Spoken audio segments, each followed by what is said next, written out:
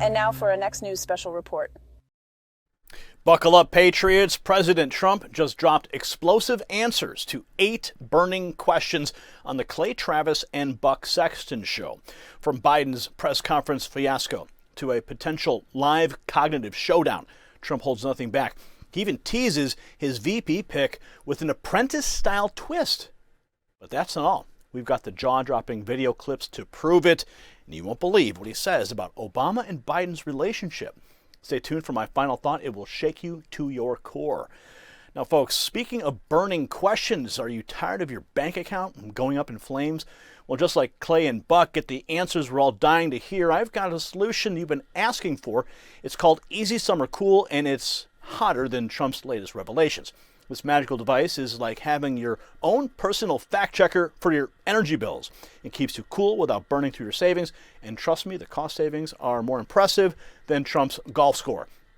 Don't let greedy power companies leave you sweating. Visit EasySummerCool.com in the link in the description for up to 60% off and feel the relief faster than Biden can forget a name. Now, welcome to the Next News Network. I'm Gary Franchi, and we are diving into the explosive interview former President Donald Trump gave on the Clay Travis and Buck Sexton show. Trump answered 8 burning questions every American is dying to know, so let's break it all down. First up, Buck asked Trump about his takeaway from Biden's recent press conference, and he didn't hold back. Watch. Well, it's not the end for him because when you control the delegates, it's never the end. I mean, there's nothing anybody can do. So as long as he wants to continue doing this, he's going to be able to do that. It's very hard to do anything else.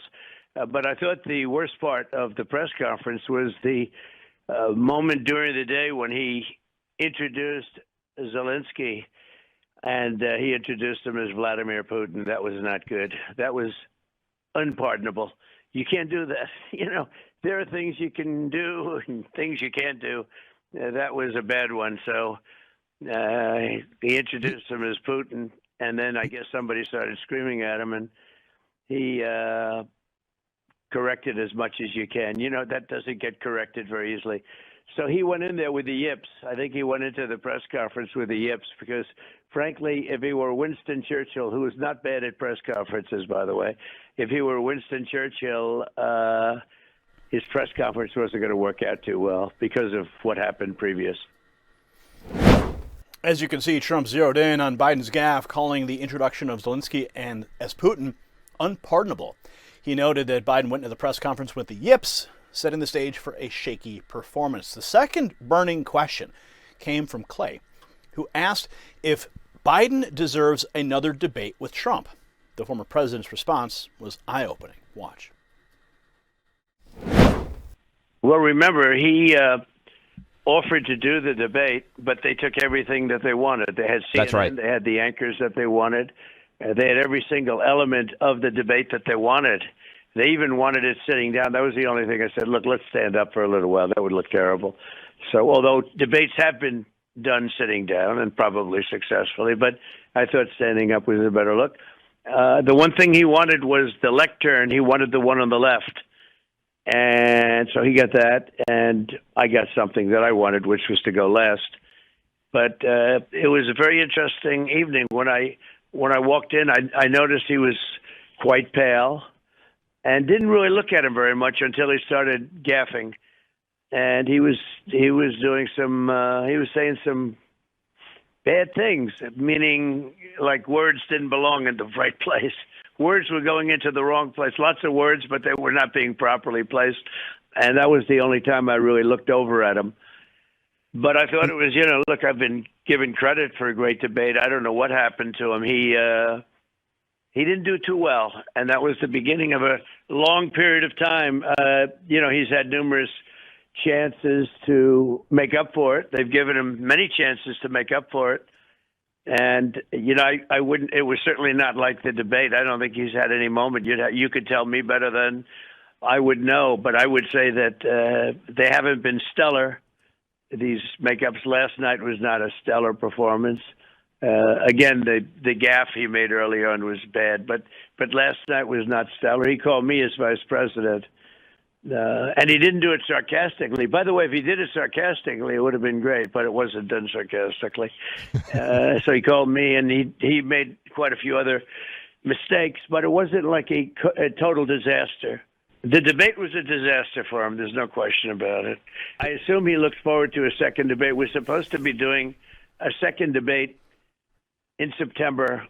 Oh, do the television networks look forward to that one.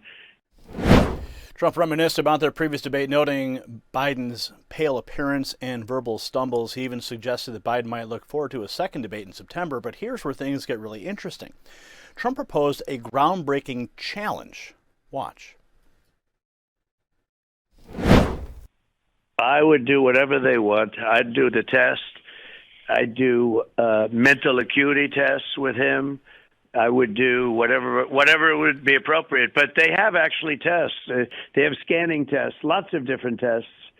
And I actually feel that anybody running from, not age-wise, I mean, I deal with people that are much older than Biden. They're 100%. You know, Biden is unusual in a way, but I've spoken to people much older than him, and they're 100%.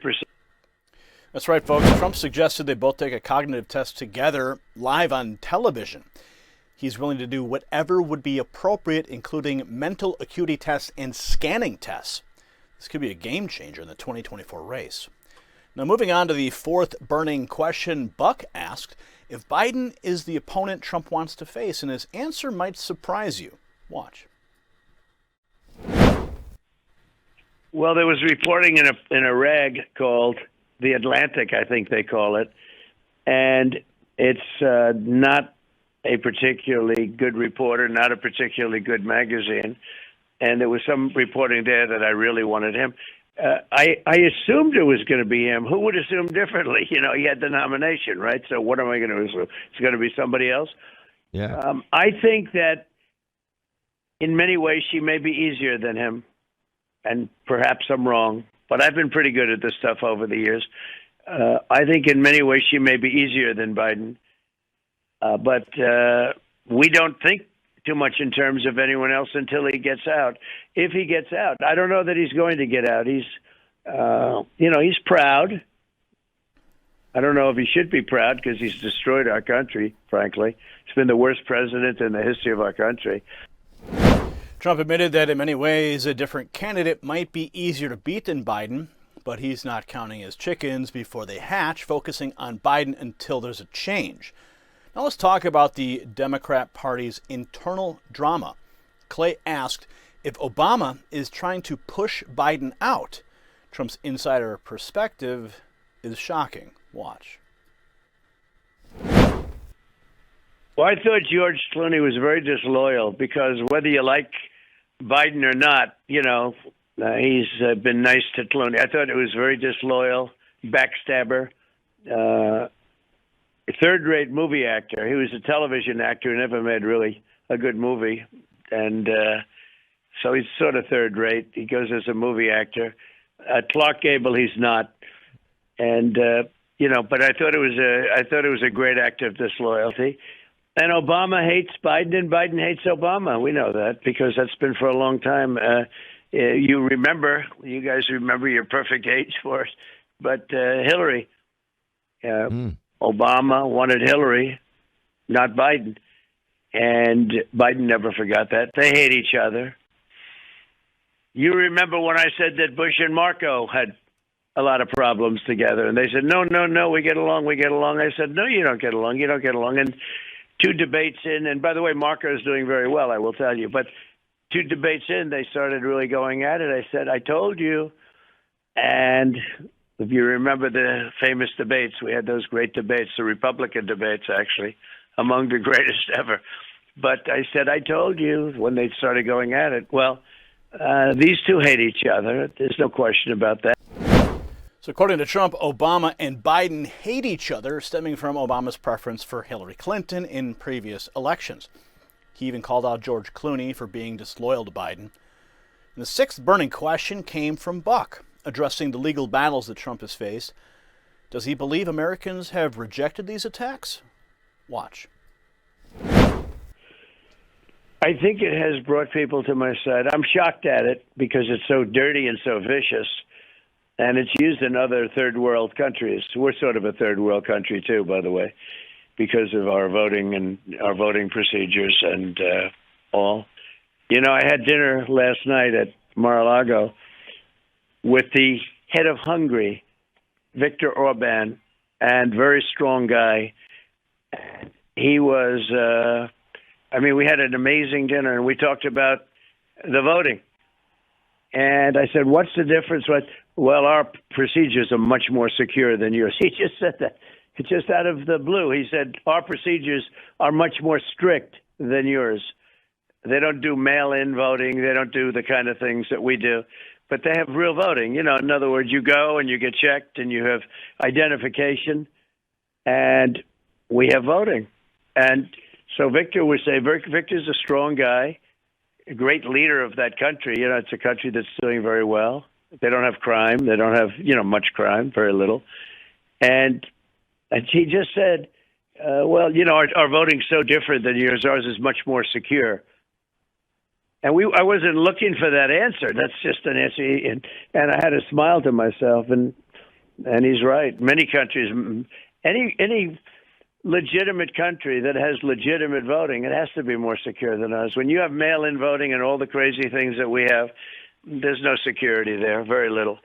But we're like a third world country in so many ways. And when Biden did the weaponization of the Justice Department and DAs and attorney generals, and as you know, he sent people to those agencies to work there to get me.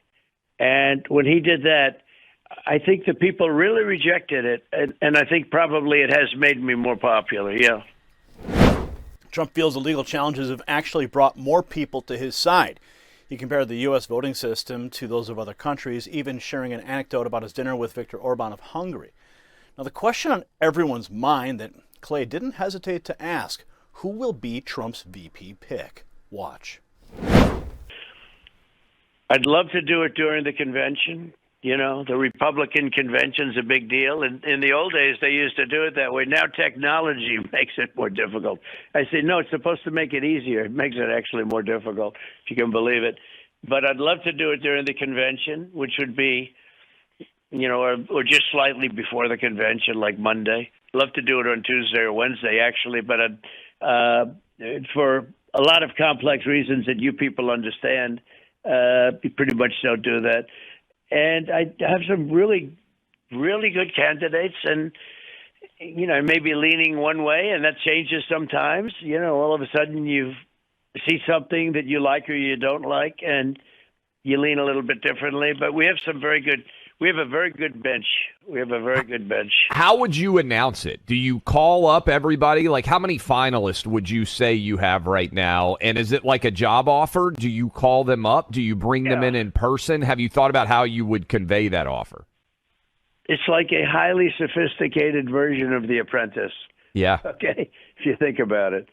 And they're great people. They're really good. I got to know them very well. I'd say 4 people, 4 or 5 people, but I got to know them very well. Some dropped out over the course of, they didn't drop, there were reasons why they wouldn't have done as well. So it's still open, though, sir. You're telling us that it's not necessarily a done deal in your mind. Is that right? You're still thinking it over. I'm going into great detail. But ultimately, it's more of an instinct. You develop an instinct, but I like to know all the facts before the instinct kicks in. The people are fantastic. Like, I watched Tim Scott on television yesterday. He was fierce and great. He was great. I watched Marco over the weekend on television. He was incredible. JD's been great. You have a man named Burgum, who's a fantastic governor in North Dakota. And, it's a state that's very, very prosperous, very successful. And he's done a good job there. You have some terrific people. Trump teased the announcement comparing the selection process to a highly sophisticated version of The Apprentice. He mentioned several potential candidates, including Tim Scott, Marco Rubio, J.D. Vance as well, keeping us all on the edge of our seats. And finally, Clay addressed the golf challenge that Trump issued to Biden. Watch. So without bragging, I'm a very good golfer. I've won club championships, many club championships. And I win them all the time. I still win them. I play just as good now as I did 20 years ago. That's a good sign. That's a good physical and cognitive test because golf is mental also, right? But I've won many club championships, and he cannot win a club championship, nor can he break 100. There's no way he breaks 100. I've seen his swing. I've never seen him play, but I've seen his swing, and I've spoken to people that are near to him, and he's a terrible golfer. But he's all talk. You have to understand. He is, when pilots go to the White House, he says, oh, I used to fly planes. When truckers go to the White House, he said, oh, I drove a truck. Everything that anybody goes there. Well, he made the challenge to the wrong guy in golf. I mean, I've offered him, I give him 20 strokes, 10 aside, I said, and I'll give $1 million to his charity. But they turned me down. They said no. Now, if he was a 6 handicap, which he's not, he says 6.2 because he wants to be nice and accurate. I don't believe he could break 150. I've watched his swing. I don't believe. And I break 70 a lot. But I shoot in the low 70s and mid 70s, and that's what you have to do. When you win club championships, you're playing against scratch golfers, and I often beat them. I mean, this year I won 3, and I don't get to play very much relative to a lot of these guys. They live on the golf course, So, he makes a challenge. He's all talk and no action. A nasty guy, and remember, he weaponized government against me. And that's a very bad precedent to set. Very, very bad. Very dangerous. Trump confidently stated that Biden couldn't break 100 on a golf course while boasting about his own golfing prowess. He even offered Biden a 20-stroke handicap and $1 million charity donation, which Biden's team reportedly turned down. These revelations from Trump stand in stark contrast to Biden's recent radio interview fiasco. Watch. Were those questions given to you by the White House or the campaign, or did you have to submit questions ahead of this interview? The questions were sent to me for approval. I approved them. Okay, so the White House sent the questions to you ahead of the interview?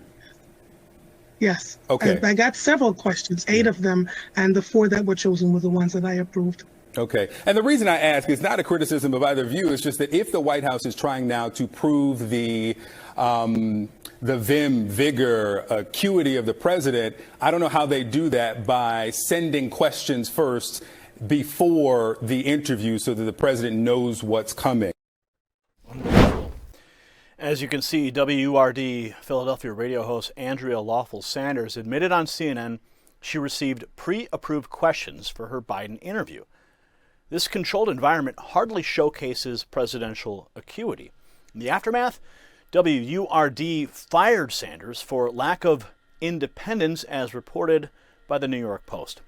It's a far cry from the hard-hitting, spontaneous questions Trump fielded on the Clay Travis and Buck Sexton show. From cognitive tests to VP picks, from legal battles to golf challenges, Trump's unscripted responses gave us some real insight into the 2024 landscape. Will Biden ever face such unfiltered questioning? Can the Democrat Party survive its internal conflicts? And who will stand beside Trump as VP? Stay tuned to the Next News Network for the latest on this developing story. And if you got value from this report, tap subscribe. My final thought is next. Trump's performance on the Clay Travis and Buck Sexton show was a masterclass in off-the-cuff political discourse, unlike Biden's scripted radio appearance after that disastrous debate where pre-approved questions led to a host getting fired. Trump tackled every curveball with ease. The stark contrast highlights the gulf in mental acuity and political savvy between the two 2024 contenders. Trump's ability to field tough questions on the fly, from cognitive tests to VP picks, showcases the kind of quick thinking and transparency Americans crave in a leader. As we barrel towards November, this interview serves as a beacon of hope for those yearning to return to the straight-talking leadership of Donald Trump. The path to 2024 is long, but in this exchange, If it is any indicator, we are all in for one hell of a ride. Stay vigilant, Patriots. Congratulations, you made it to the end of the video. Now keep up your quest for truth with this next news report. And if you found our channel enlightening, join the millions who agree with you. Tap subscribe. Thank you for watching the Next News Network.